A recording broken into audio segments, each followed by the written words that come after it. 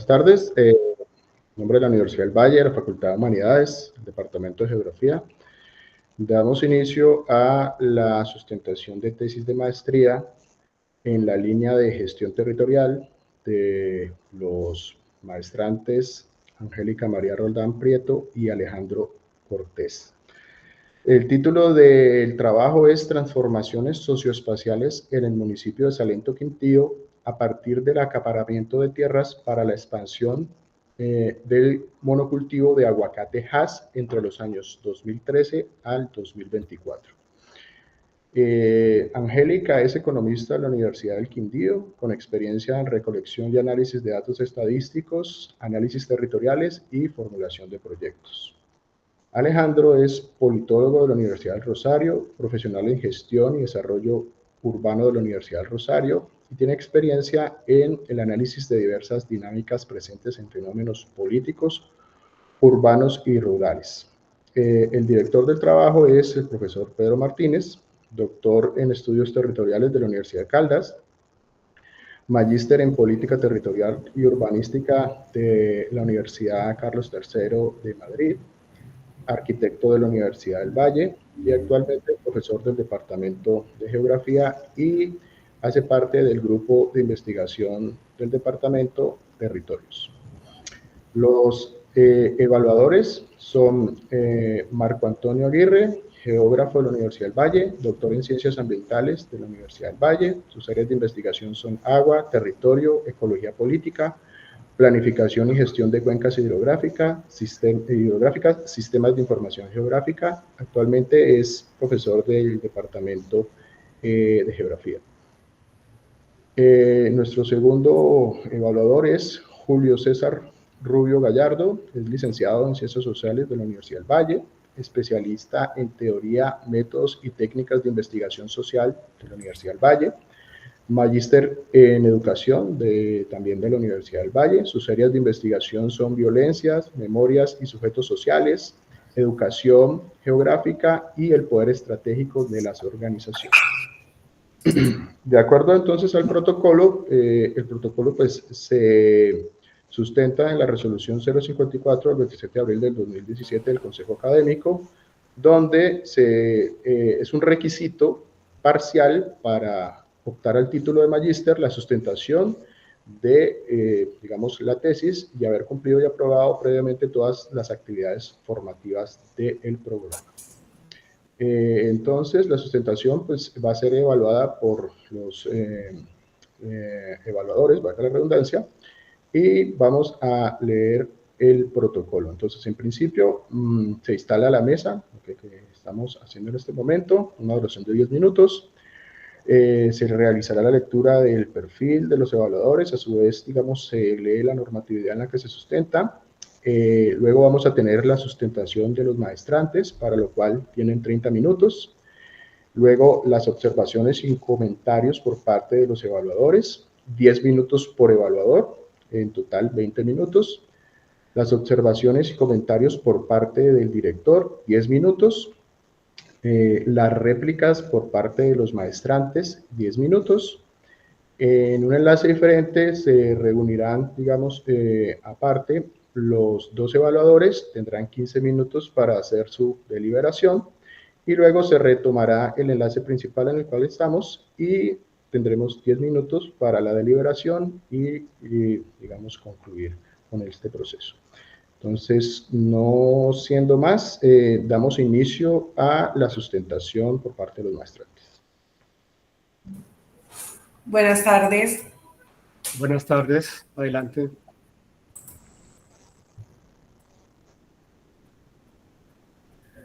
Buenas tardes. Hola Julio, buenas tardes. ¿Ven la presentación? Sí, perfecta, Angélica.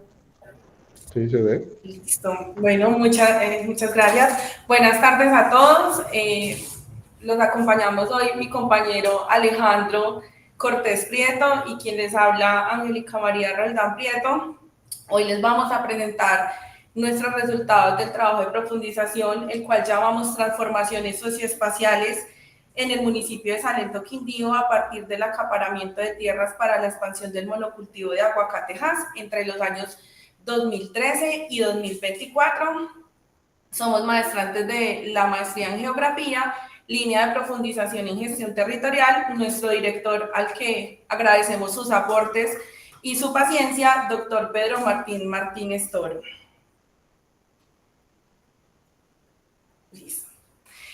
Nos situamos entonces inicialmente para analizar ese acaparamiento y esa problemática que venimos a abordar desde la llegada del modelo neoliberal a América Latina, que trajo consigo una liberación económica y respondiendo justamente a la demanda mundial de materias primas, de insumos agrícolas, vino acompañado de un programa de ajustes estructural mediados por lo que fue el Fondo Monetario Internacional, el Banco Mundial, el cual propendía a hacer una apertura comercial y privatización de empresas, flexibilización de mercado laboral, liberación de mercado de tierras. Eso entonces terminó configurando unos procesos en América Latina, los cuales estaban en esa transición del modelo neoliberal de acaparamiento para cultivos que fueran de exportación y se reemplazara justamente lo que era la agricultura local. Es ahí cuando entonces esos espacios agrícolas empiezan a ser gestionados bajo criterios de eficiencia y rentabilidad y terminan promoviendo lo que es la dependencia del mercado externo y vuelve esa agricultura dependiente a la demanda externa. Es así entonces como en términos de David Harvey concebimos este acaparamiento como una producción desigual del espacio y allí se refiere justamente a la forma en que ese capital termina transformando espacios selectivamente para responder a las propias necesidades de acumulación y a las lógicas de mercado. Cuando ya para América Latina se configura este modelo, llegan países como México, Perú, Estados Unidos, Chile y Colombia, los cuales empiezan a responder justamente a esas dinámicas globales y México se posiciona como el principal exportador mundial, con el mayor consumo per cápita, Perú el segundo exportador, pero el principal proveedor de exportaciones a Europa, Estados Unidos, uno de los principales consumidores, y aunque Chile es un exportador medio, lo traemos a colación ya que desde estos estudios pudimos evidenciar que este modelo estaba trayendo impactos ambientales, sobre todo en estados como Petorca. El tercer exportador, entonces, Colombia, se sitúa gracias también a la producción que se viene gestando en el eje cafetero, que es la región clave en nuestro problema de investigación para entender cómo se está dando esta expansión. Lidera entonces la producción o lidera esas áreas totales de cultivo de aguacate, departamentos como Antioquia, Caldas y Valle del Cauca. Y cuarto, estamos nosotros en el departamento del Quindío, lo cual es importante para nuestra unidad de análisis, ya que nos ubicamos en uno de los municipios cordilleranos, que son los municipios afectados del departamento a partir de esa expansión del monocultivo de aguacatejas.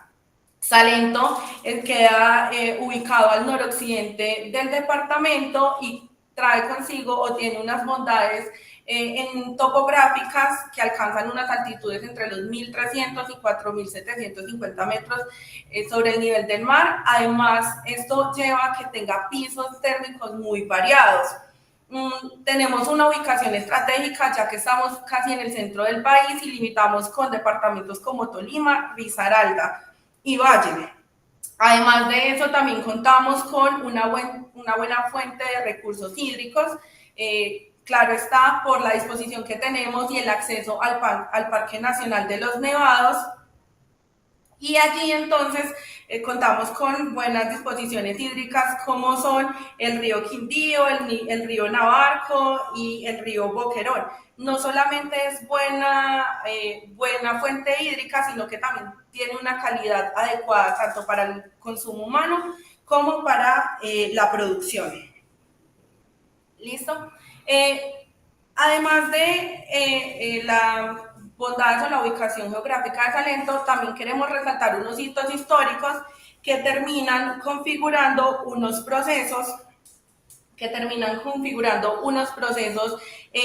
tienen como resultado esta expansión del monocultivo de aguacatejas. Partimos de una bonanza cafetera en los 80, en donde se da toda una infraestructura, todo un sistema aquí en el municipio, gracias a lo que es los cultivos de café. Cae el precio del café, entramos en crisis cafetera y es allí entonces cuando cambia un poco lo que son los usos del suelo del municipio, dejando toda una infraestructura propicia para la entrada de otras actividades. No obstante, pues en este periodo se configura un poco lo que es las dinámicas asociadas al narcotráfico y luego se migran un poco al turismo. ¿Qué pasa? Pues estas zonas rurales quedaron desprotegidas y es allí entonces cuando los capitales extranjeros aprovechan toda esa infraestructura y esa coyuntura económica para empezarse a insertar en territorios rurales del municipio. Esto sí lo podemos complementar y analizar con la siguiente gráfica, donde nosotros, dada pues la temporalidad de nuestra investigación, quisimos analizar cómo se comportaban los datos de las áreas sembradas de café y aguacate en el Quindío durante el 2013 y 2024 y podemos analizar que a medida que disminuía el área sembrada de café, aumentaban el área sembrada de aguacate. Esto entonces es corroborado por el testimonio de Camilo Vidal, profesional ambiental de Salento, quien nos dice que la gran compra de predios para el monocultivo se ha convertido en una problemática central del municipio y hace clara referencia al avance que ha tenido el aguacatejas sobre las áreas tradicionalmente cafeteras. Ahora bien, nosotros entonces nos preguntamos o empezamos a analizar cuáles podrían ser esas fincas que estaban teniendo producción de aguacatejas, a lo que hicimos un trabajo de campo sumado con los datos proporcionados por la Alcaldía de Salento, donde pudimos tipificar cuáles eran esas fincas aguacateras y las clasificamos en medianas, en grandes, medianas y pequeñas.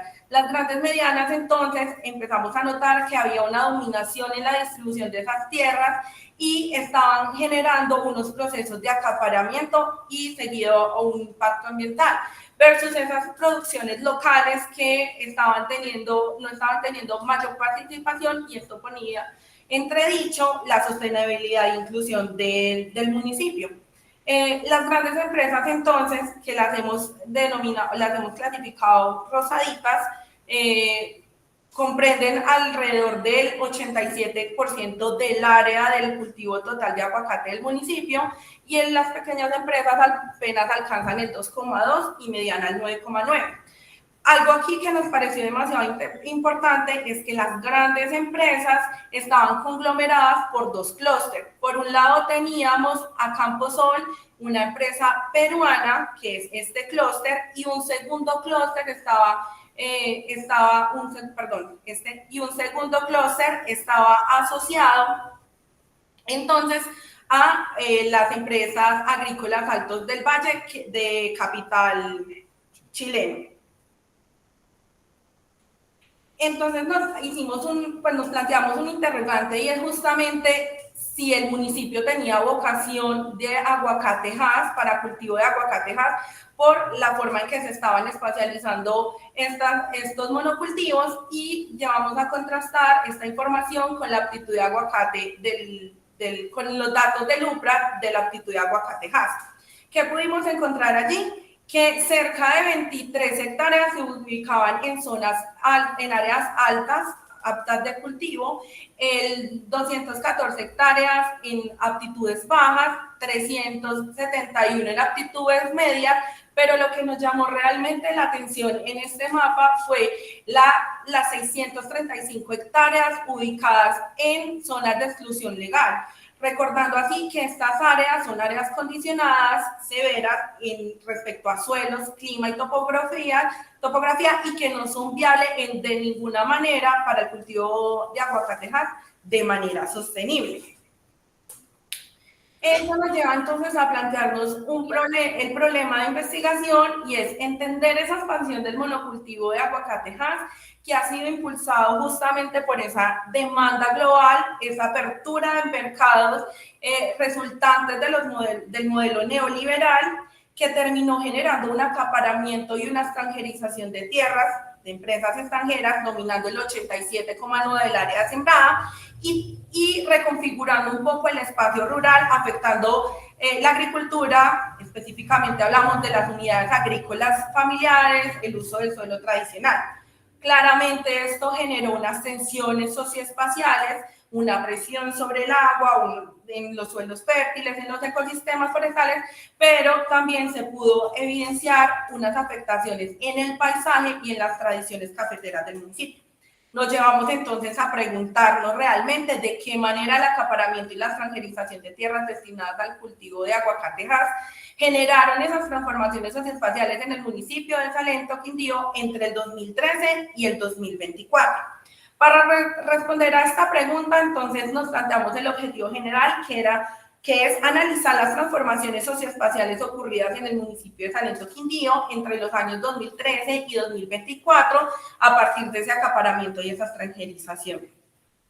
Para responder entonces a este objetivo, vamos a caracterizar los procesos de extranjerización y concentración de la tierra, vamos a examinar justamente a la luz de esos procesos los impactos que ha tenido esa concentración, particularmente en lo que ha sido las unidades agrícolas familiares y las áreas con potencial agroecológico.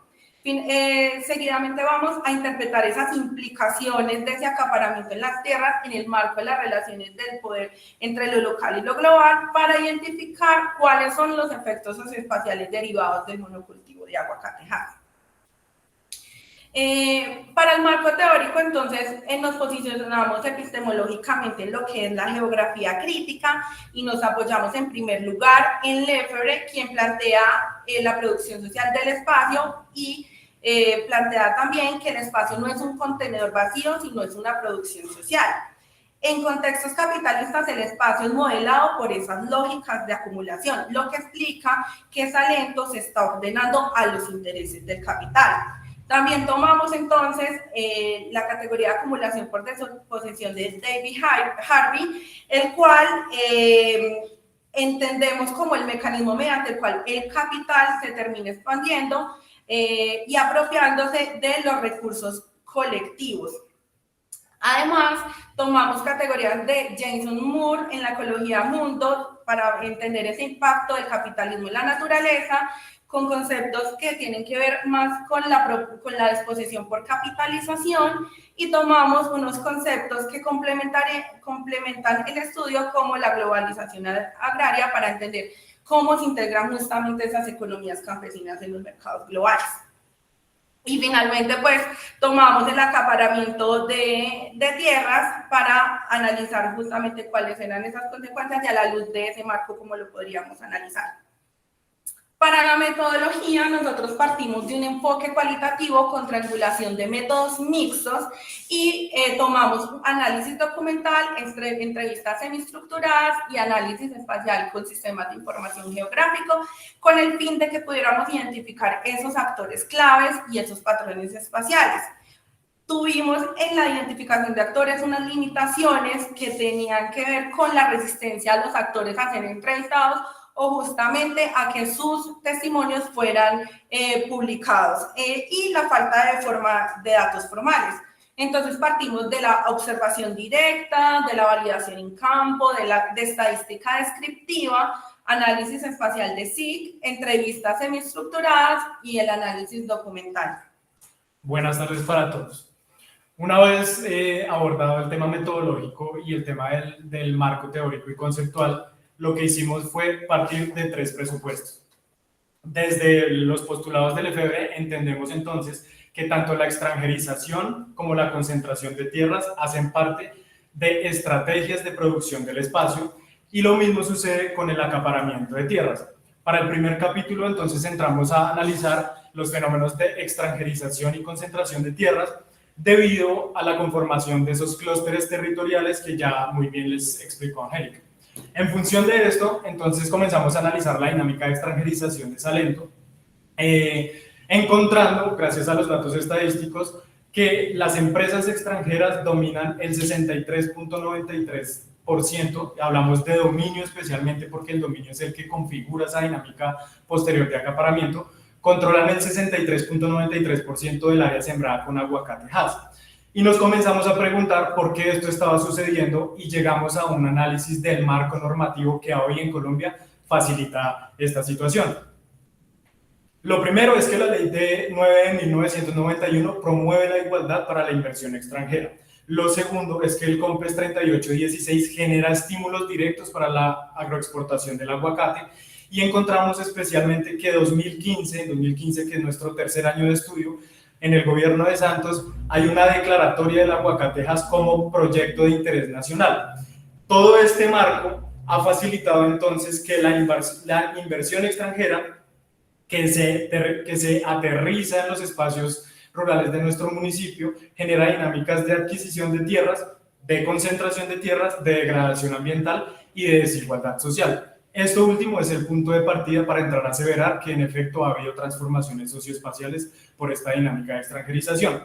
Entonces tenemos aquí de manera muy general que hay 9 empresas grandes, de las cuales 2 son extranjeras, como lo dijo Angélica, Altos del Valle y Camposol Colombia, la primera de capital chileno, la segunda de capital peruano, 6 empresas medianas y 10 empresas pequeñas. Las únicas extranjeras que tenemos hasta el momento registradas son las 2 que ya mencioné.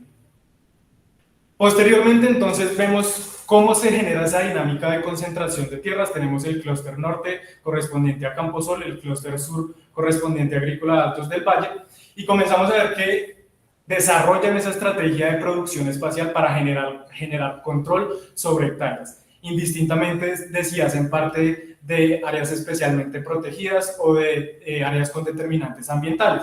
Entonces nos preguntamos qué pasa con esos clústeres espaciales. Y llegamos a la hipótesis de que generan definitivamente economías de enclave, están inmersos en dinámicas de grandes transacciones de tierra, que es un factor también muy importante para nuestro estudio, y que en efecto generan transformación de suelos en función de la producción y la exportación del aguacate Hass. Entonces, con datos de la UPRA, llegamos al cruce de capas entre el shape que ya teníamos de empresas por tamaño con las áreas para el mercado de tierras en fincas aguacateras, ¿cierto? Entonces la UPRA nos provee las áreas para el mercado de tierras en el municipio, como vemos aquí, predomina las áreas condicionadas y nos encontramos que el 82% del área total ocupada por las empresas grandes está dentro de estas áreas condicionadas. Entonces, aquí nos comienzan a surgir muchas preguntas y es, ¿cómo ha sido el tratamiento por parte de estas empresas para responder a esas condicionantes que tienen estas áreas y para generar esa estrategia de ocupación y de producción espacial? El porcentaje comparativamente es mucho mayor cuando se compara con las empresas medianas, que tienen el 6.4, y con las empresas pequeñas, que tienen el 0.8. Esto nos lleva entonces a preguntarnos por los avalúos catastrales. Hacemos una primera aproximación a la Oficina de Instrumentos Públicos, que está localizada en Armenia, y nos damos cuenta de que no existen datos, o pues al menos públicos, para llegar a los avalúos catastrales. Entonces, buscamos estos datos y nos damos cuenta, haciendo un paralelo entre los años 2014 y 2019, que son los datos más actualizados, nos damos cuenta de que los avalúos catastrales no han cambiado sustancialmente, lo que nos lleva a preguntarnos por el rol del Estado y a arguir que ha contribuido a la extranjerización, primero por acción, vía incentivos, y segundo por omisión. ¿Sí? Aquí entonces comienza a aparecer un tema de flexibilización normativa y débil presencia institucional, y también encontramos que pues, el debilitamiento de los avalúos catastrales ha facilitado justamente estas dinámicas de producción espacial. Entonces, esa estabilidad en los avalúos de tierras nos lleva a pensar que las tierras siguen siendo baratas a bajo precio y facilitan ese acceso para los inversores extranjeros. Eso impacta directamente las finanzas públicas municipales y nos volvemos a preguntar entonces aquí cuál es el rol del Estado en esta estrategia de producción espacial.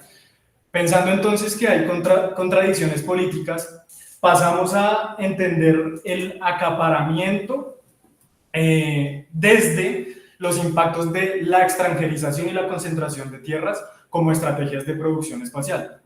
Y para esto entonces nos encontramos que esos impactos se han materializado específicamente o han impactado directamente lo que tiene que ver con las dinámicas económicas del municipio, dada la inversión extranjera, por las presiones del mercado también han impactado las condiciones ambientales, teniendo en cuenta, uno, la riqueza ambiental del municipio y también lo limitado de sus recursos, y también teniendo en cuenta la degradación del suelo y del agua. Y por el otro lado, entonces, vemos cómo se impactan los factores sociales, teniendo en cuenta los fenómenos que están sucediendo en el municipio de migración rural, los cambios culturales que se han dado después del desmonte progresivo de la cultura cafetera, y vemos entonces cómo las políticas de uso de la tierra pues también generan algunos impactos, en tanto hay ampliación de las zonas urbanas en expansión y falta de regulaciones agrícolas. Para esto entonces empezamos a estudiar la unidad agrícola familiar, en donde tenemos en cuenta estándares como la conservación de ecosistemas, la infraestructura productiva, la vivienda rural, la economía del cuidado y la seguridad alimentaria. Y nos encontramos con un dato muy difícil de conseguir, que era a cuánto ascendía el cálculo de hectáreas de la unidad agrícola familiar en Salento. Logramos encontrar que es de 6 a 2 hectáreas, pero este cálculo se proyectó en la resolución 041 del 96. Y nos encontramos también con este mapa, que justamente es la espacialización de esa resolución, pero también pues observamos que este municipio no ha actualizado su unidad agrícola familiar, por lo tanto, como lo dije, sigue vigente, y nos encontramos entonces que las empresas grandes ocupan 133 hectáreas dentro de los predios que coinciden con la medición de 6 a 2 hectáreas. Es preocupante esto en términos de que la unidad agrícola familiar tiene una metodología de cálculo que incluye como segundo paso el cálculo de las unidades físicas homogéneas del municipio, que desde la década de los 90 no han sido calculados. Entonces vemos que el ordenamiento territorial se ha quedado muy corto a la hora de entender los nuevos contextos o las nuevas formas de ocupar el espacio dentro del municipio. Luego de esto pasamos a las áreas probables de agricultura familiar, en donde tenemos en cuenta propiedades pequeñas, sistemas de cultivo diversificados, que mantienen las tradiciones locales y que garantizan la seguridad alimentaria, que aparece como otro elemento sujeto a esa transformación socioespacial. En este sentido, vemos acá algo muy parecido a lo que les mencionaba Angélica, que la estructura agrícola del municipio en efecto sí está cambiando en el periodo correspondiente a nuestra temporalidad, dada la tendencia a la baja del comportamiento de las áreas sembradas con café y banano, y también dado el comportamiento a la baja de la producción en toneladas de café y banano en el municipio, contrario a la tendencia a la alta de las toneladas y de las áreas sembradas por aguacatejas. Y observamos entonces que el 82,1% de estas empresas grandes está enclavada dentro de las áreas probables de agricultura familiar, lo que genera cuestionamientos sobre el desarrollo de la agricultura familiar y sobre el modelo de producción agrícola tradicional del municipio, y en general sobre la estructura agrícola. Posteriormente, entonces, nos acercamos a un análisis de la frontera ecológica por la dinámica de concentración, y aquí cabe mencionar que la frontera ecológica de la frontera agrícola, aquí nos encontramos con que el cálculo de la frontera agrícola del municipio tiene en cuenta el uso agrícola, la gestión sostenible, la mitigación del cambio climático, la conservación ambiental, la prevención de la degradación del suelo y la protección de la biodiversidad.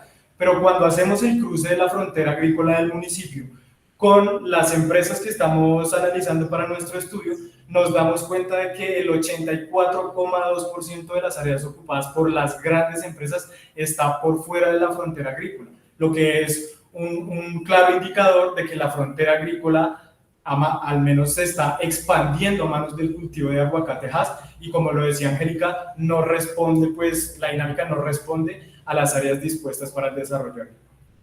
Aquí entonces llegamos a la gran estrategia de producción espacial a manos de estas empresas extranjeras que han concentrado la tierra, y vemos que dentro de esa estrategia, que se llama el acaparamiento, pues ya hay una intencionalidad política de incidir sobre el ordenamiento del territorio, y también una intencionalidad de hacerse dueños de cualquier manera de las propiedades del municipio. Traemos esta foto a colación porque vemos aquí que la Sociedad Agrícola Altos del Valle ha emprendido un proceso legal en contra de una familia, arguyendo que son propietarios de un predio al cual le hicieron cambios, modificaciones a favor del cultivo de aguacatejas, y la familia dice que simplemente Agrícola Altos del Valle no podía hacerle esos cambios porque ellos son propietarios. Lastimosamente no pudimos acceder al expediente de este proceso porque es privado. Aquí entonces, en conversaciones con Néstor Ocampo, que es un líder social y ambiental del municipio que estamos estudiando, encontramos esta cita dentro de su relato que nos pareció muy importante traer acá. Él nos dice que es muy notable cómo han transformado el régimen de propiedad de la tierra, han cambiado el paisaje, la dinámica económica y la composición del colectivo social que habita en el municipio. Y justamente esto tiene que ver con el acaparamiento de tierras. ¿Por qué? El acaparamiento de tierras lo entendemos primero como ese factor generador de desplazamiento de agricultores. Tenemos también relatos de personas que nos dicen que las escuelas de las veredas cada vez tienen menos niños porque sus padres se han tenido que movilizar a las áreas urbanas o a otros municipios. Tenemos también que hay una pérdida de diversidad agrícola y tenemos obviamente que hay una desconexión entre el modelo económico local y el modelo económico extractivista. Y asimismo, entonces llegamos a ese gran componente del acaparamiento, que es ese componente de poder que subordina los intereses locales al capital y la concentración de tierras. Aquí entonces comenzamos a hablar de inequidad y ordenamiento territorial. Vuelve a aparecer el Estado como un actor central, dado que nos preguntamos cuáles son los impactos que han tenido esas debilidades institucionales, esas debilidades políticas y esa planificación territorial desactualizada. Y observamos entonces, primero, que hay registros incompletos sobre esas grandes transacciones de tierras que tuvieron que haber llevado esas empresas. Hay sistemas de registro obsoletos, hay desafíos administrativos en cuanto a recursos y también a la eficacia de las políticas del municipio, del nivel departamental y del nivel nacional también. Y hay un tema de falta de enfoque en la agricultura del aguacate. También hay un tema de la clasificación de las fincas de policultivo, dado que estas fincas, cuando uno pregunta por ellas, resultan clasificadas como fincas de policultivo, siendo más bien fincas de monocultivo, y eso pues genera también impactos directos sobre la planificación del municipio. Entonces, sumado a lo que plantea Alejandro, en esos retos también institucionales que tienen en la alcaldía de Salento, Camilo Vidal nos dice, digamos que pues asociado al monocultivo de aguacatejas, el primer evento fue el choque visual y luego el choque entre diferentes instituciones donde nadie tenía competencia, donde nadie sabía o nadie definía qué hacer, justamente haciendo alusión a el debilitamiento institucional. Adicional a eso, Camilo también entonces plantea de que no era posible concretar y ponerse de acuerdo con instituciones de mayor jerarquía en orden ambiental, lo cual llevó al municipio a tomar cartas y a tomar una hoja de ruta que sería pionera en el departamento. Incluso Salento es el primer municipio en el que se da una sanción a las empresas aguacateras. Como teníamos pocos testimonios pues, para publicar y justamente teníamos algún problema en la generación de datos, decidimos constatar esos predios, esas áreas de predios y correr metodológicamente una curva, un índice de Gini y una curva de Lorenz. Allí lo que queríamos mirar era cómo se estaba gráficamente, cómo se estaba distribuyendo las tierras entre esas distintas empresas que habíamos tipificado. El resultado entonces del índice de Gini fue 0.63, esto muestra que está muy cerca al extremo superior, que es 1, corroborando que existe una alta concentración en manos de pocas empresas. En este caso pues está votando el resultado asociado a lo que son Agrícolas del Valle y Camposol. Además de esto, tenemos un nivel de ajuste en esta medición alto con un R cuadrado del 0.92, lo que muestra y confirma que esta medición tiene precisión y solidez metodológica respecto a los predios medidos y levantados en campo. Ya entonces, para definir el capítulo 4, recogiendo y a la luz de lo que fue ese acaparamiento, esa extranjerización y esa concentración de la tierra, quisimos mirar esos impactos socioespaciales derivados del acaparamiento de tierras en Salento. Y para eso entonces lo hicimos mediante el uso del suelo, el recurso forestal y el recurso hídrico. Partiendo entonces de ese impacto socioespacial asociado al recurso hídrico, encontramos que cerca del 18 y 39% de las empresas estaban ubicadas sobre rondas hídricas, pero estas empresas haciendo alusión a lo que era Camposol y Agrícolas del Valle, que recordemos que son de capital extranjero, ¿sí? Esto nos llamó mucho la atención porque el cultivo de aguacate, tras de demandar mucho recurso hídrico, también hace una disposición de sedimentos contaminantes a estas fuentes hídricas. Y lo que nos pudimos recolectar en campo justamente es que esa contaminación está generando problemas de salud en los pocos habitantes que quedan sobre las veredas. Evidenciando entonces ese impacto sobre el recurso hídrico, quisimos tipificar 2 empresas. Uno es una empresa grande, independiente y de capital nacional, que es la Arabia, y aquí entonces pudimos evidenciar cómo el cultivo colinda con el río Quindío, con la cuenca del río Quindío. Y allí hacen toda la exposición de sedimentos, río abajo se evidencia, recolectado en campo, que ya sufren de algunas afectaciones de salud por los químicos que están allí depositados.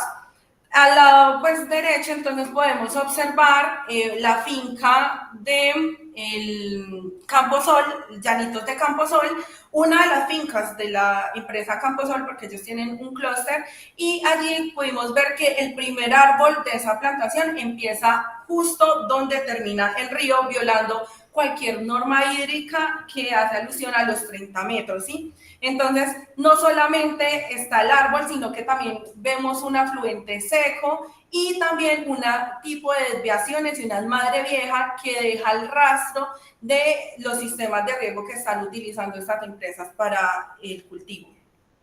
Angélica, les quedan 3 minutos. Sí, señor. Ya finalizando, entonces vemos esa evolución del uso del suelo para el cultivo de aguacate Hass. Vemos en un periodo 1 una preparación del terreno, en un periodo 2 del 2023 ya vemos cómo empiezan a crecer las plantaciones de aguacate Hass, y gracias al profesor Néstor Ocampo, que fue uno de los actores de nuestra investigación, nos proporciona esta imagen donde podemos ver un modelo muy similar al monocultivo de aguacate Hass, que es el modelo de los eucaliptos que hacen parte de Smurfit West Rock Cartón Colombia, y entre la mitad en el sur como en el valle encontramos el río Navarco, uno de los principales ríos no solamente para el municipio sino para el departamento. Aquí entonces analizamos un poco lo que es las áreas potenciales para la adecuación de tierras, justamente preguntándonos cómo es la forma en que ellos están haciendo las irrigaciones, y nos damos cuenta que en su mayoría estas empresas de capital extranjero están ubicadas en tipologías tipo 3, que son irrigables con especificaciones por fuera de esas especificaciones de riego especializadas y con altas especificaciones y limitaciones. Esto refleja que algunas de estas empresas tienen la capacidad económica para poder aportar tecnologías.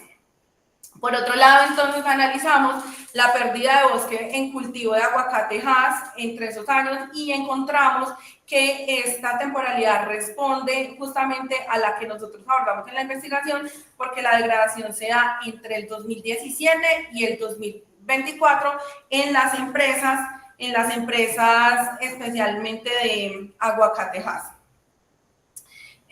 También entonces contrastamos con las áreas de reserva forestal o ley segunda para mirar esa concentración de tierra. Nuevamente hay un modelo en el que las empresas agrícolas Altos del Valle chilena está por dentro de esa ley segunda y está en esa área con previa decisión de ordenamiento territorial, y estas áreas por lo general tienen unos atributos y unos equilibrios ecosistémicos especiales, lo cual no permiten ciertas actividades dentro de esta ley segunda.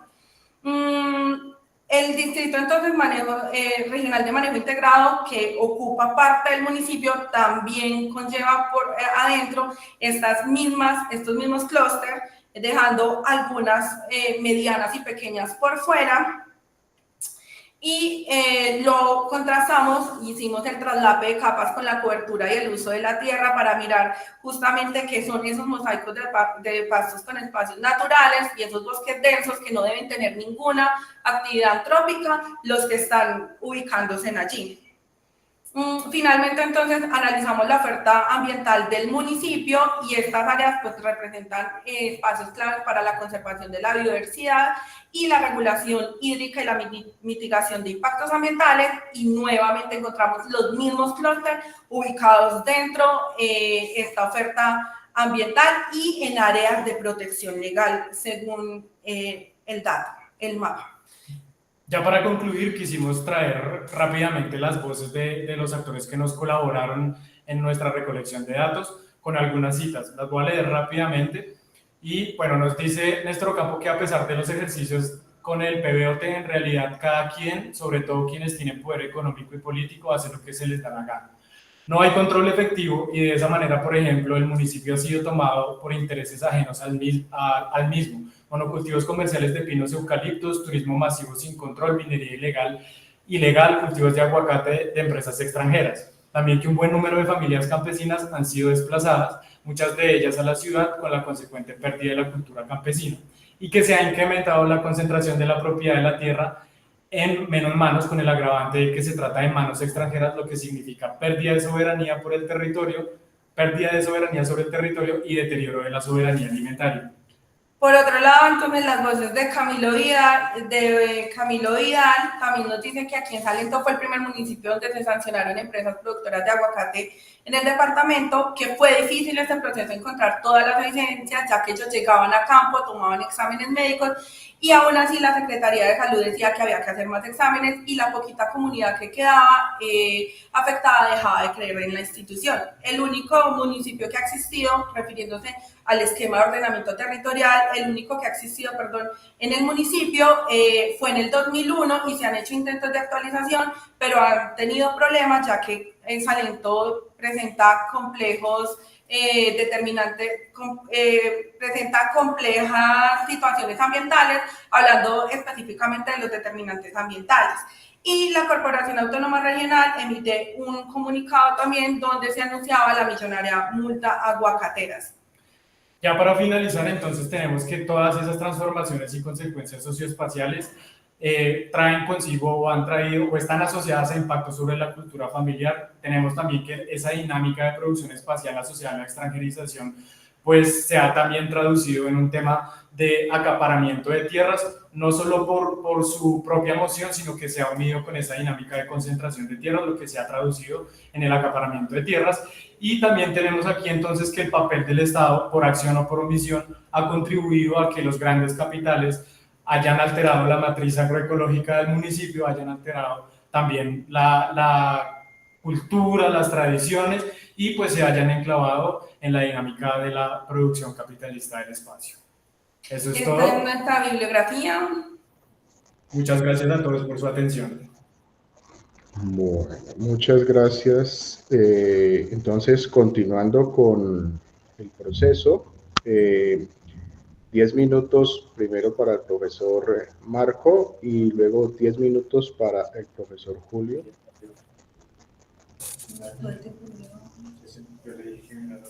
No, porque... Hola, buenas tardes. ¿Me escuchan? ¿Sonido? Sí, Marco, te escuchamos. Vale, muchas gracias. Que se aproxima una fuerte tormenta acá al sur de la ciudad, en la Universidad del Valle. Bueno, entonces, en primer lugar, ¿cierto? Darle un aplauso y una felicitación a Angélica, Alejandro. ¿Sí me escuchan, Angélica y Alejandro? Entonces, para que se emocionen. Sí, Marco, un aplauso. Sí, felicitarlos. Contento porque él tuvo una primera versión del trabajo, ¿cierto? En diciembre. Con los ajustes se evidencia y por supuesto también una felicitación del profesor Pedro. Es un trabajo muy bonito. en esta segunda versión, aplausos, sí señor.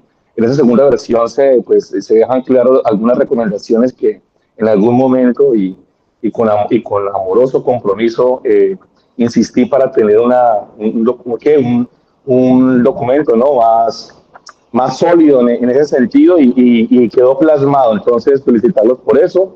Se nota esa evolución que en algún momento conocí a Angélica y Alejandro en algunas clases de la maestría. Se nota esa función de dos disciplinas, ¿no? Que llegan aquí a configurar aún más y a complementar algo que hoy en día está y que tiene que ver con la geografía, ya no tan, bueno, tal vez como disciplina, pero ahora como un campo en el cual comienzan a surgir otras interacciones, y creo que parte de ese trabajo es resultado de esas nuevas sinergias, ¿no? Que llegan, se complementan y producen resultados de este tipo.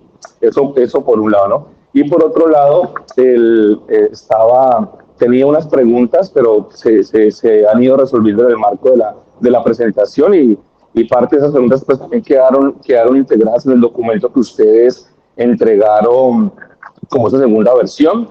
Entonces quería reflexionar, ¿no? Alrededor de lo que es Salento y lo que significa Salento en el marco de un proceso de producción espacial y configuración espacial de diversa índole, ¿no? Entonces, por un lado, cuando visito Salento y tengo la oportunidad de que nos acompañe la profe Angélica allá, entonces uno puede evidenciar a la luz de la teoría que hay dos procesos precisamente de despojo. Uno, que siempre nos insiste ella y el profe también de economía, que se me olvida el propio nombre del profe, de León Quindío, y es que todo este despojo que se evidenció alrededor de lo que es el turismo, ¿no? Y ahora hay un turismo extranjero que ha socavado y se ha apropiado de elementos culturales, simbólicos y políticos alrededor de lo que es la praxis y el espacio vivido en Salento, y por otro lado de esta nueva forma de despojo que nos presentan Angélica y Alejandro, que está asociada pues al tema de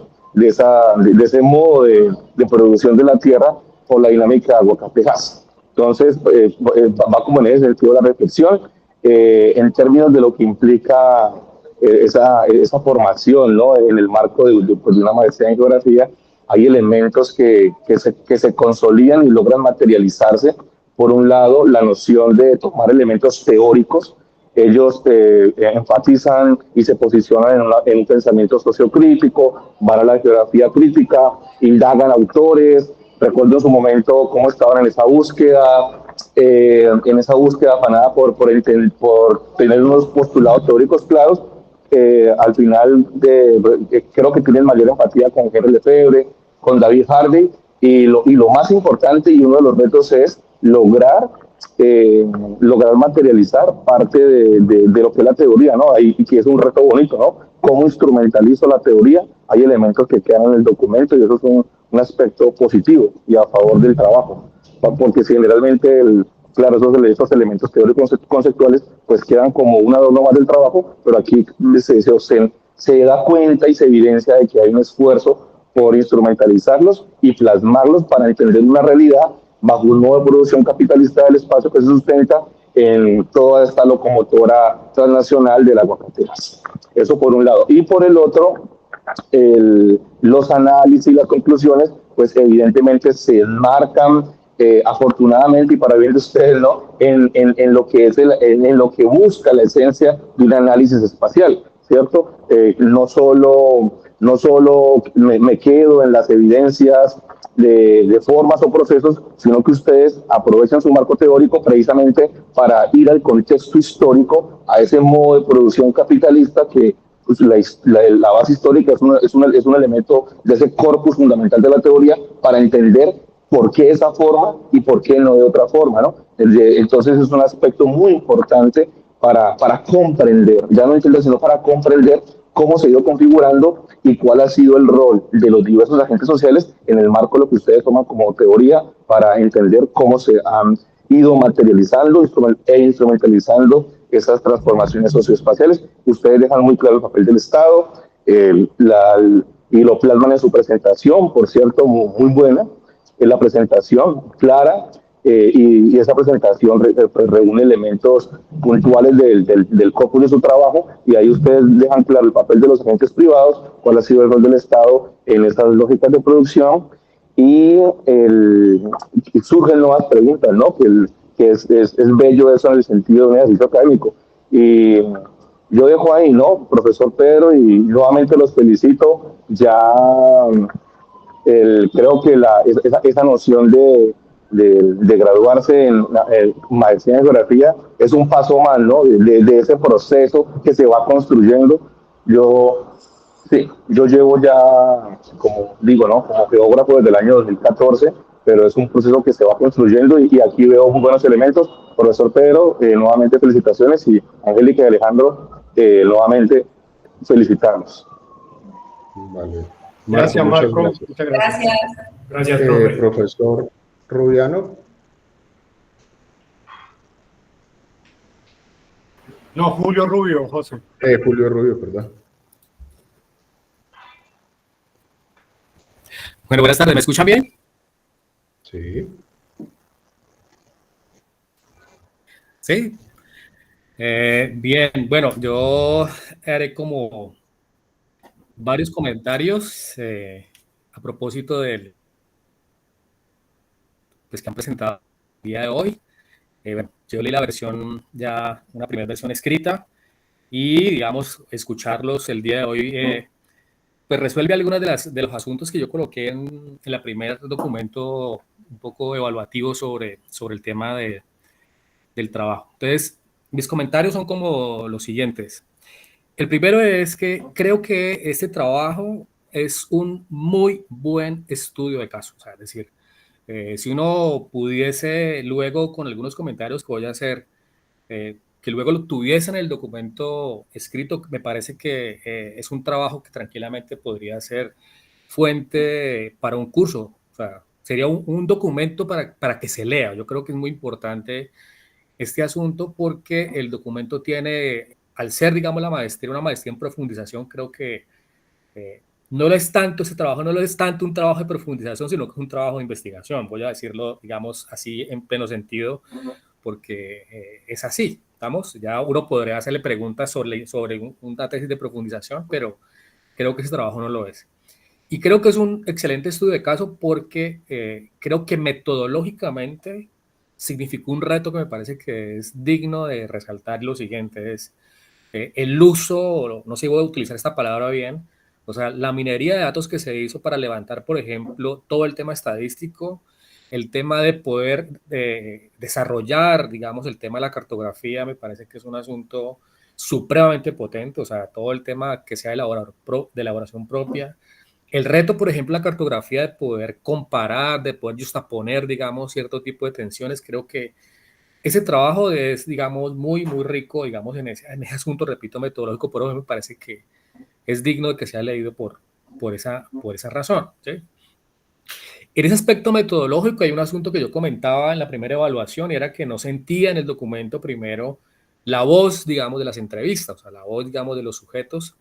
Hoy, digamos, siento en varias partes que se coloca, bueno, al final es mucho más evidente las conclusiones esta vez, pero creería que, bueno, ojalá eso que ustedes han hecho el día de hoy, de colocar, digamos, esta voz de los sujetos en medio de las interpretaciones que ustedes han hecho, le daría, digamos, mucha fuerza al trabajo, y creo que ayudaría mucho más quizás a eso que estoy diciendo, de que es un excelente estudio de caso, ¿sí? El otro aporte que me parece muy, muy, muy sugerente es el hecho de colocar una cara distinta a este municipio. Yo creo que esta idea de que Salento igual turismo, por ejemplo, o Salento igual a Las Palmas históricas, que ya está acá, esta idea de Salento, el sitio emblemático para ir a turistear.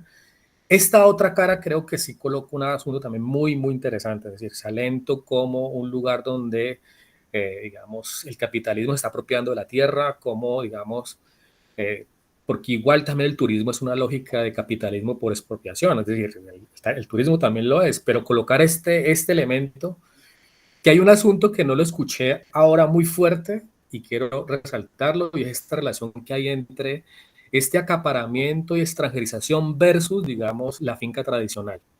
versus, digamos, la producción local de los alimentos. O sea, que en el documento escrito está, pero que ustedes hoy, quizás también por decirlo rápido, no, o sea, no se dijo. Y me parece que hay una cosa que el documento escrito parece que es muy, muy bonita. Es decir, miren, lo que está pasando aquí es que se va a acabar la finca tradicional, tiene que ver con la seguridad alimentaria, tiene que ver con formas, digamos, a propósito de la teoría que ustedes trabajan, de la producción social del espacio local de la gente, que se está viendo muy afectada. Y creo que también eso sería chévere poderlo resaltar. Y bueno, el documento escrito está.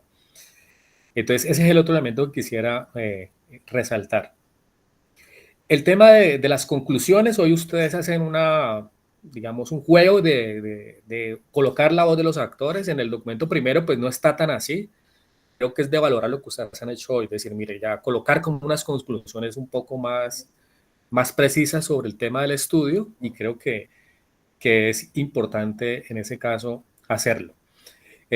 Elemento clave que se me pasaba, digamos, eso que ustedes hacen sobre la visita al catastro también es un asunto muy sugerente, o sea, como pistas metodológicas para quien va a hacer los trabajos, creo que o sea, ir allá a buscar el catastro, el dato, me parece que también es muy, muy importante metodológicamente resaltarlo.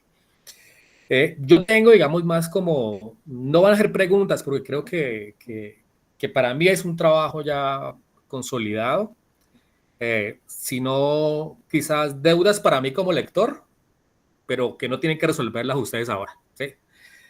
¿Por qué? Digo que son deudas porque son retos, me parece que no es porque ustedes tienen que resolverlos, ¿sí? El primero, a propósito del comentario que hacía el profesor Marco, a mí me parece que sí hay que ahondar un poco más sobre esta teoría, particularmente en Harvey. ¿Qué significa el capitalismo por desposesión? Yo creo que el estudio, ¿sí?, lo puede permitir, y creo que teóricamente habría que echarle más cabeza, o sea, yo que echarle más, digamos, más reflexión a eso, porque creo que es un asunto potente, repito, porque es un caso. Pero bueno, eso lo podemos ir haciendo cuando ustedes decidan hacer el doctorado, yo no sé qué quieran hacer después, pero ahí hay un reto conceptual fuerte, digamos, o sea, cómo esta teoría, particularmente de este concepto, me parece que sería interesante como poderlo profundizar. Y finalmente, esta idea de también, a propósito de nuestro pregrado en geografía, pistas sobre, bueno, ¿qué significaría entonces ordenar de otra manera ese territorio que tiene esas características? Es decir, o sea, un territorio que es supremamente afectado por esa lógica del capital. O sea, ¿qué supondría un reto de, bueno, cómo nos pensamos otra forma de ordenamiento, por lo menos pistas para mirar que efectivamente se pudiese hacer? Digamos que nos quedan como retos por el tema del estudio de caso. Finalmente, como decía Marco, yo creo que hace una presentación muy ordenada. Creo que las diapositivas utilizadas, uno podría pensar rápidamente que están muy cargadas, y no, si uno las ve en detalle. Si uno ve en detalle, está la información que es, la información precisa. Creo que la han hecho muy bien, digamos, la presentación que han hecho el día de hoy. El tiempo a veces nos juega eso, ¿no? Que hay que hablar muy rápido. Yo también hablo muy rápido, pero ya es por mi naturaleza, ¿no? Entonces hay cosas que le pasan a uno, pero creo que lo de hoy complementa muy bien el trabajo. Y digamos que hay de valorar pues, la asesoría que ha hecho el profesor Pedro, el esfuerzo de ustedes. Y cierro con esta coda que lo pensé cuando leí el trabajo y lo pienso hoy, es cómo no solamente para la maestría, sino para nuestro pregrado en geografía, esta dimensión jurídica es un asunto trascendental, o sea, que ustedes logran develarlo, cómo esto que Foucault llamaría la verdad y las formas jurídicas son supremamente estratégicas, es decir, cómo ahí hay un juego del poder muy, muy, muy interesante, y que ustedes también lo colocan en evidencia, y creo que es una invitación para nosotros seguir estudiando esos impactos jurídicos en el territorio, porque terminan siendo un condicionante de él a propósito de trabajar. Bien, no hablo más, y felicitarlos y bueno, y a Pedro, que ha acompañado este proceso, y bueno, desearles mucha suerte. Gracias, profe. Gracias, profe. Adelante, profe Pedro. Bien, gracias, profesor José Eduardo, por la coordinación que ha hecho de la tarde de hoy, digamos, de esta presentación, que hay que decirlo, nos llena de orgullo también en la maestría en geografía, de satisfacción, que dos profesionales de las características de Alejandro y de Angélica pues enaltecen, digamos, y muestran este fruto, los resultados de este trabajo,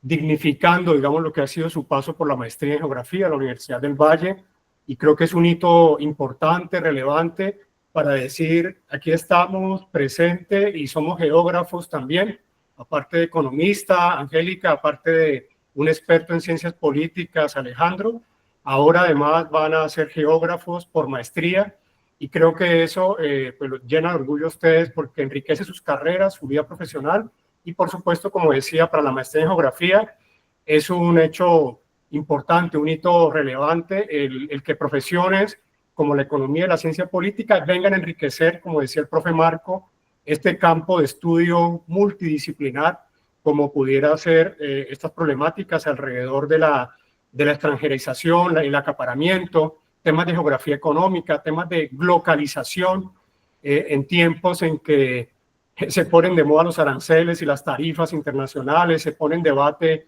el tema del... Espérate un momentico que se va a descargar el portátil y voy a poner el cargador. Un segundo.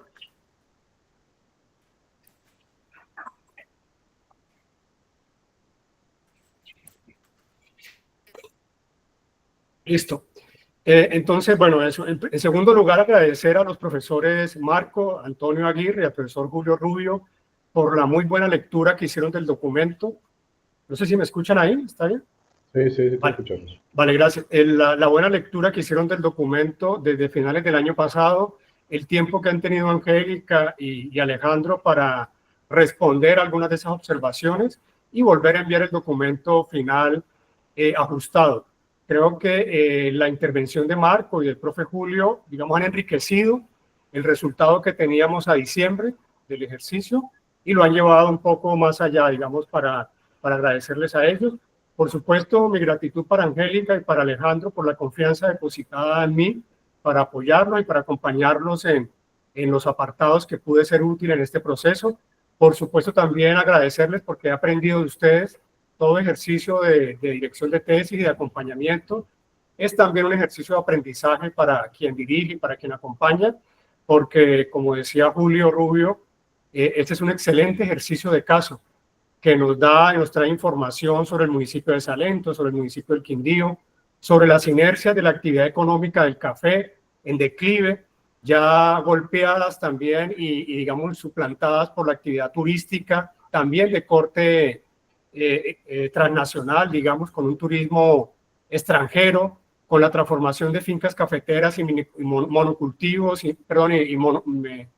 pequeños fundos de tierra de producción agrícola, cambiados por estos grandes monocultivos de aguacate ahora en este tiempo, pero también de coníferas y como ha hecho el ejemplo de Smurfit Cartón de Colombia, y antes de ello todo el tema turístico de los parques del Quindío, los famosos parques Panaca, Parque Nacional del Café, etcétera, y los proyectos inmobiliarios que al interior de los mismos tienen, es decir, vender vivienda rural alrededor de estos parques temáticos, que creo que muestra esa transformación productiva del departamento del Quindío, donde el otrora gran eje cafetero, junto con Risaralda y Caldas, está perdiendo en términos absolutos y relativos presencia en el mercado internacional del café, teniendo ahora departamentos como el Huila, el Cauca, Nariño, que incluso pueden estar produciendo más y mejor café que el que se produce ahora en el Quindío.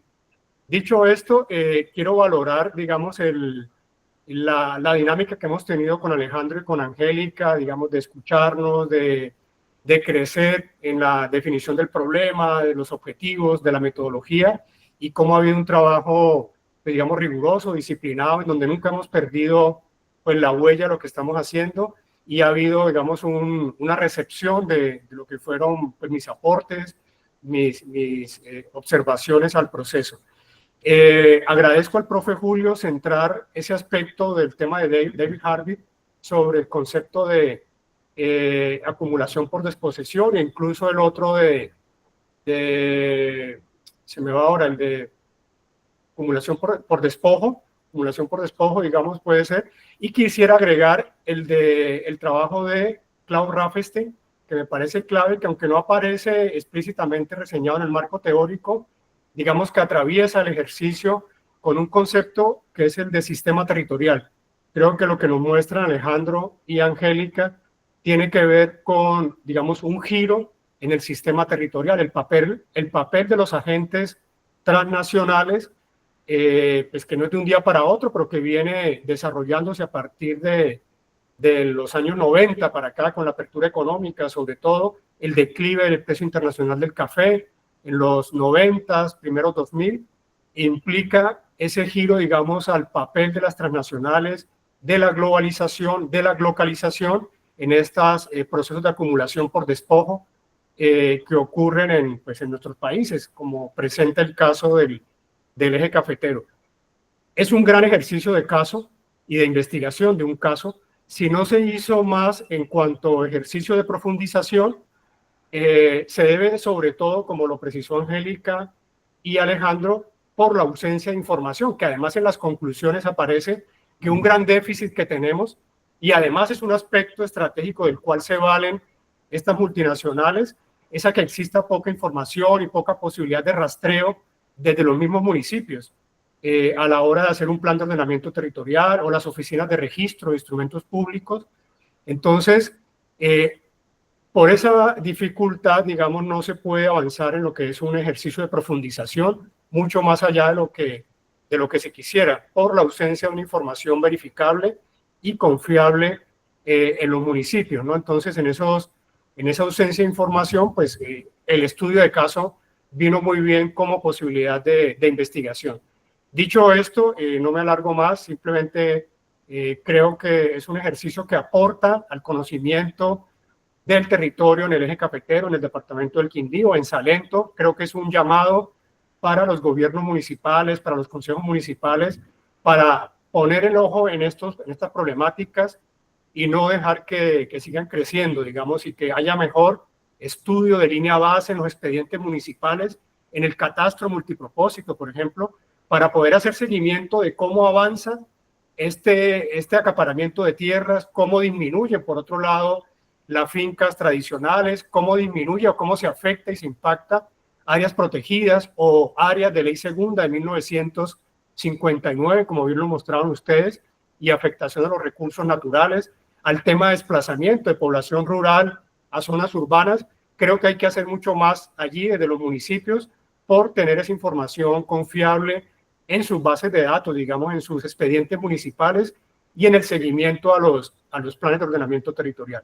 Dicho esto, yo creo que ahora pues pasarán los dos profesores evaluadores y la secretaria de la maestría para que en un link aparte pues hagan el ejercicio de valoración de lo que ha sido el trabajo de Angélica y Alejandro. Y esperamos el veredicto final, profesor José Eduardo. Sí, Pedro, pero antes la réplica de los maestrantes. Tienen 10 minutos para su réplica. Okay. Bueno, muchas gracias a todos por sus devoluciones, son muy apropiadas y nos enriquecen a nosotros como maestrantes. Queremos aprovechar el espacio justamente para agradecerle al profesor Néstor Ocampo, que está conectado acá con nosotros, y al profesional ambiental de Salento, Camilo Vidal. Justamente, pues, claramente a nuestro evaluador con sus devoluciones, con sus debates, con sus cuestionamientos, que también nos hacía cuestionarnos a nosotros el camino por el cual seguir. Cabe resaltar que inicialmente el trabajo tenía un enfoque totalmente diferente, que no tenía nada que ver con el acaparamiento y la concentración de tierras, pero a medida que fuimos levantando el campo y fuimos abordando ese trabajo, pues llegamos justamente al marco del acaparamiento de tierras. Lo que sí tuvimos siempre como de base fue el marco teórico y situarnos desde la geografía crítica, justamente respondiendo a esa base marxista, a esa economía política de la que nosotros también nos estábamos situando tanto como economista como politólogo. Nosotros sí no concebimos a Raffenstein, que creo que para una fase posterior lo pensamos hacer justamente porque nosotros no queríamos adentrarnos al tema del territorio como tal, sino que nos quedamos en un corte netamente espacial para no tener problemas teóricos y metodológicos en el trabajo. Adicional a eso, pues nos queda también un vacío de información, un trabajo que deja muchas posibilidades, una puerta muy abierta a seguir estudiando varios procesos a la luz de este base que hicimos nosotros, unas fases posteriores, una contrastación en campo que claramente pues no pudimos abordar por el problema que tuvimos en la generación de datos. Agradecemos entonces también al profe Marco por sus aportes cuando fue profesor en los temas de producción capitalista del espacio, al profesor Julio no nos dio clase, pero muy buenos aportes y muy necesarios porque sí que quedamos con ganas de más del trabajo, de desarrollarlo mucho más metodológicamente. Se quedó muy amplio y bueno, creo, Alejandro. Y por mi parte, pues también darles gracias a todos. Este fue un trabajo que implicó un reto para mí, pues en lo personal. Muchos de los profes que están acá, que nos dieron clases, saben que esta no era mi tesis inicial, pero que tuve problemas de seguridad por el desarrollo de mi tesis anterior. Afortunadamente y gracias al profe Pedro, logramos unir la perspectiva mía con la perspectiva de Angélica para este trabajo, que como dice Angélica, pues es un trabajo que apenas toca muy por encima la dinámica de lo que sucede en el municipio. No quisiéramos habernos adentrado en estudios de corte más territorial con vicisitudes un poco más complejas de esas relaciones de poder que hay dentro del municipio, pero las limitaciones de información y siendo muy abiertos también los problemas de seguridad a los que uno se expone cuando va a recorrer las veredas del municipio, pues son latentes. Incluso pues tenemos testimonios de personas que nos dicen que hay actores armados que están haciendo el control del tránsito sobre los caminos que colindan con estas fincas aguacateras, y pues no quisimos de pronto exponernos tanto. Sabemos que se puede dar mucho más y nos agrada también dejar el trabajo a disposición de los profes y de la universidad y de la maestría. Muchas Listo, gracias. muchas gracias. Entonces, como mencionábamos en el cronograma, ahora en un enlace diferente, los dos jurados, junto con María Fernanda, se van a reunir y van a hacer la deliberación. Luego de la deliberación, entonces retomarán esta, digamos, conexión principal y ya nos darán su veredicto. Entonces, no sé si tienen algún otro comentario, Pedro, María Fernanda. No, está bien, entonces esperamos aquí el veredicto de los evaluadores. Si los evaluadores no tienen una réplica a los comentarios o las respuestas de Angélica y de Alejandro, ¿no?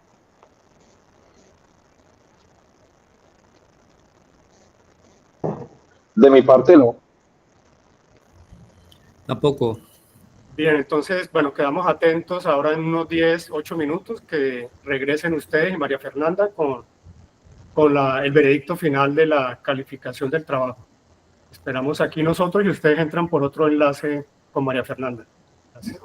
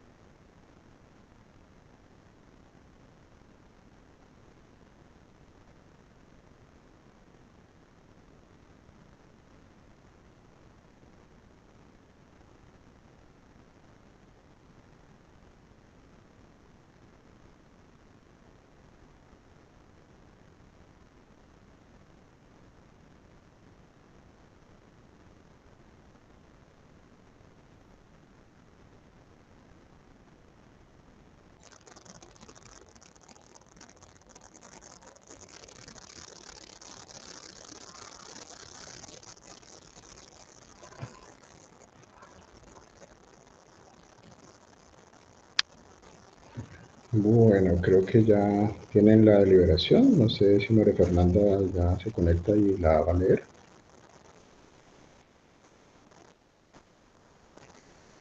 Ya se conectó María Fernanda.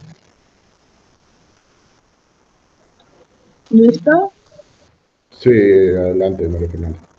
Bueno, teniendo en cuenta las consideraciones del profesor Marco Antonio Aguirre y el profesor Julio Rubio, voy a leer pues lo que se definió en la deliberación.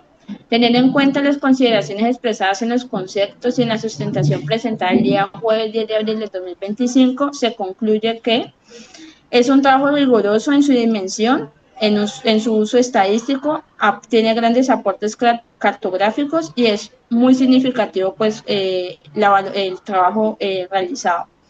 Los profes también mencionan que los estudiantes precisaron su metodología, su marco conceptual, el cual fue ampliado pues, en la segunda versión. Y como parte de reconocer su investigación, se le otorga simbólicamente una distinción meritoria a los dos estudiantes.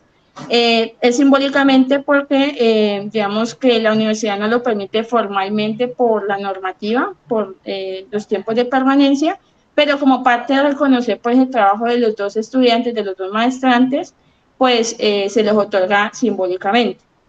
En ese sentido, ambos evaluadores de manera unánime deciden aprobar el trabajo de grado de los maestrantes Angélica María Roldán Prieto y Alejandro Cortés Prieto. Muchas felicitaciones, magísteres en geografía. Bueno, muchas gracias. Felicitaciones a los maestrantes, ahora ya maestros.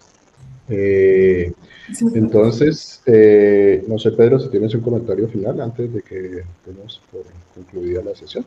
No, profe Eduardo, agradecerles a todos, a usted por la coordinación de la actividad y a Marco Antonio y a Julio Rubio por sus buenos comentarios, sus buenas observaciones y la calificación final. Así que muy agradecido por haber atendido, digamos, el llamado a la maestría y habernos leído los documentos. Sé que es un esfuerzo adicional, hace parte de la generosidad de los profes de acompañar al Departamento de Geografía siempre, Marco Antonio, Julio, que además es un honor que son egresados de nuestros programas de licenciatura en Ciencias Sociales, Julio, y Marco de nuestro programa en Geografía.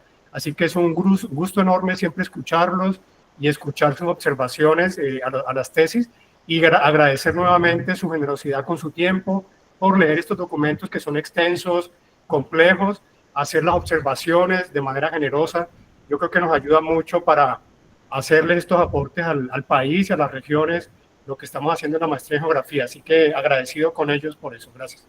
Bueno, felicitaciones una vez más, Angélica y Alejandro. Entonces, aquí damos por concluida la sesión de la sustentación. Muchas gracias a todos. Gracias a todos. Bueno, que estén muy bien. Felicitaciones, Angélica y Alejandro. Hasta luego. Gracias. Bueno, muchas gracias a todos. Gracias.